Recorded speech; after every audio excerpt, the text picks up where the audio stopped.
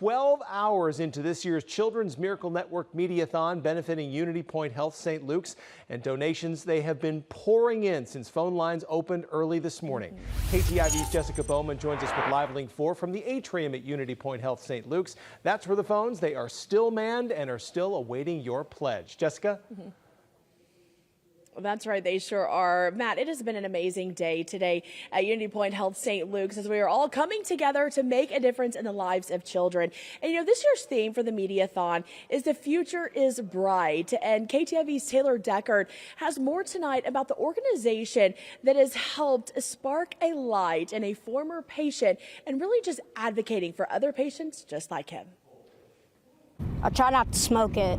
He was born at 29 weeks gestational, and we spent 9 weeks in the NICU. The Dakers family experienced many challenges when their son Braden was born. Things started declining. From there, it went south pretty fast. So he had a bacteria infection.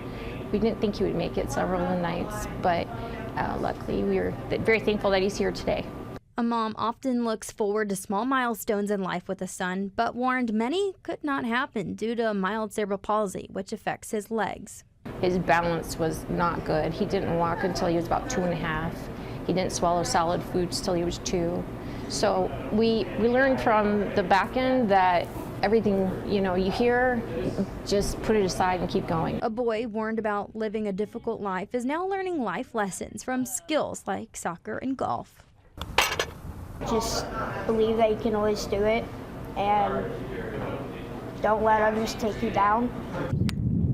It was CMN that helped spark his love for golf at the mere age of 5. It was at one of the CMN fundraisers for St. Luke's, and they gave Bray a hole, and he was just there to help support whoever came to us. And they gave him a club, they took him off in the cart, and that was it. 13 years later, Braden is a healthy 7th grader, living life one putt at a time.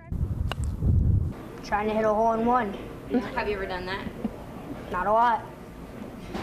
Not yet. Done like 1 or 2 times. Support from CMN has helped get Braden to where he is today. CMN has been huge. It's not just the medical experience or the machines that they provide. It's the support team, right? So we met a lot of families that helped us get through this journey. We've been able to give that back. And to me, that's huge because it doesn't just stop when you walk out of the hospital. In Sioux City, Taylor Deckard, KTIV News 4.